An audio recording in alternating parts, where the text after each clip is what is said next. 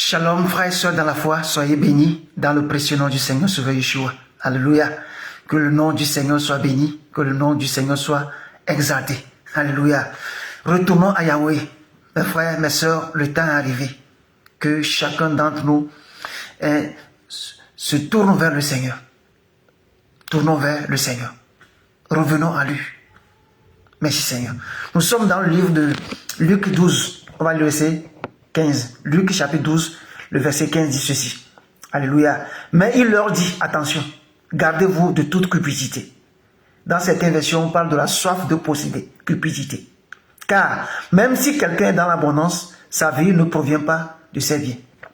Même si quelqu'un est dans l'abondance, sa vie ne provient pas de ses biens. C'est le Seigneur Yeshua, c'est le Seigneur Jésus qui parle ici. Il avertit les siens de toute forme de cupidité, la soif de posséder.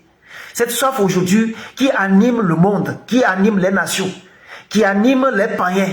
Et malheureusement, mes frères, nous voyons même dans le corps de Christ cette soif. On veut toujours posséder. On veut toujours posséder. On veut toujours posséder. Et beaucoup de fois, on cherche à posséder hors des règles bibliques, hors des règles du Seigneur. On cherche à posséder, à avoir, à gagner, mes frères, avec des voies qui sont des voies bidons. Avec des voies qui sont des voies hors règle. Le Seigneur avertit ici ses enfants contre tout ce qui est cette soif de posséder, contre tout ce qui est cupidité. Et il dit que même si quelqu'un est dans l'abondance, sa vie ne dépend pas, ne provient pas de ses biens. Frère, c'est le Seigneur qui avertit. Ce que tu as dans ta main, ta vie ne dépend pas de ce que tu as regroupé.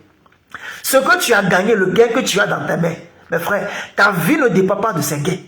Ce n'est pas que j'ai beaucoup possédé, j'ai beaucoup gagné, j'ai beaucoup eu, donc ma vie sera longue sur la terre.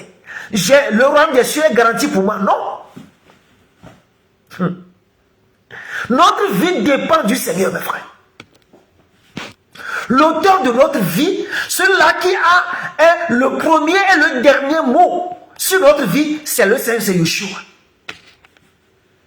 Donc si quelqu'un est animé par la soif de posséder, sans penser au Seigneur, sans voir les règles bibliques, sans respecter les règles bibliques, mes frères, tu es hors jeu. Tu es hors jeu.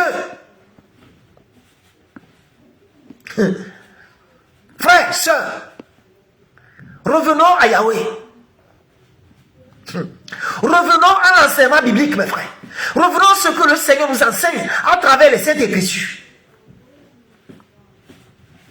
Aujourd'hui, dans nos assemblées, c'est celui-là qui a beaucoup regroupé. C'est celui-là qui a gagné beaucoup. C'est celui-là qui est dans l'abondance là. Ce sont eux qui sont bien vus.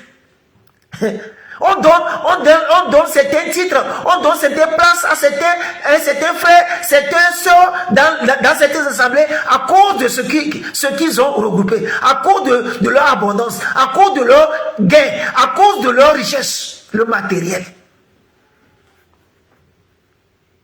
Le matériel. Et c'est devenu comme une concurrence, une rivalité aujourd'hui dans les assemblées. Ah, j'ai payé telle voiture.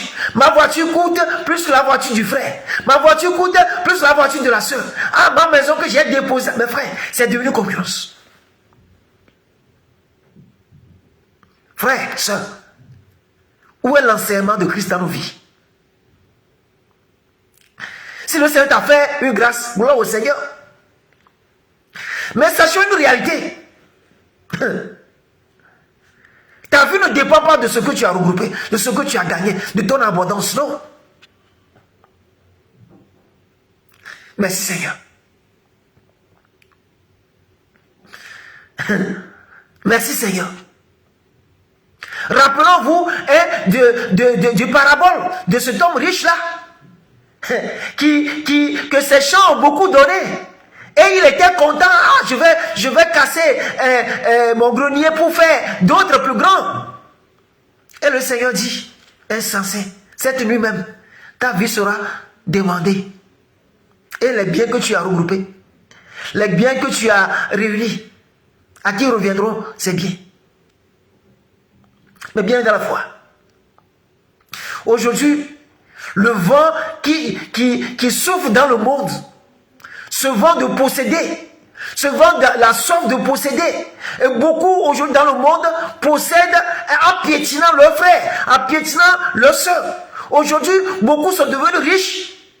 Et à cause de leur recherche, il y a certains qui pleurent parce qu'ils ont marché ce chemin faisant, ils ont marché sur des gens, ils ont triché des gens, ils ont maltraité les gens, ils étaient méchants quelque part avec les gens à cause de la soif de posséder. Malheureusement, même dans l'assemblée de Christ, l'assemblée de Yeshua, on voit ces choses. Parce que beaucoup de nos frères veulent se faire voir. Et le Seigneur, et sa parole,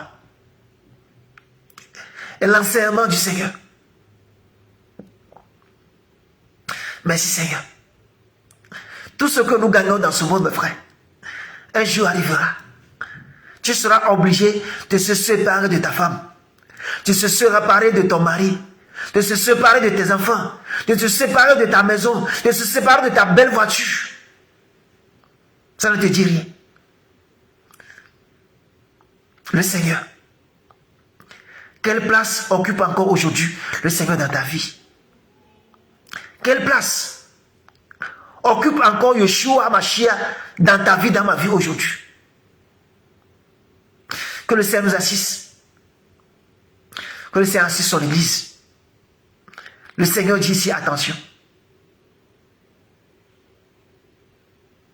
Attention. Merci Seigneur. Attention. Gardez-vous. Gardez-vous. Gardez-vous. Préservez-vous. Que le Seigneur soit béni. Bon après-midi. Et que la paix du Seigneur soit avec vous. Au nom de Yeshua. Amen.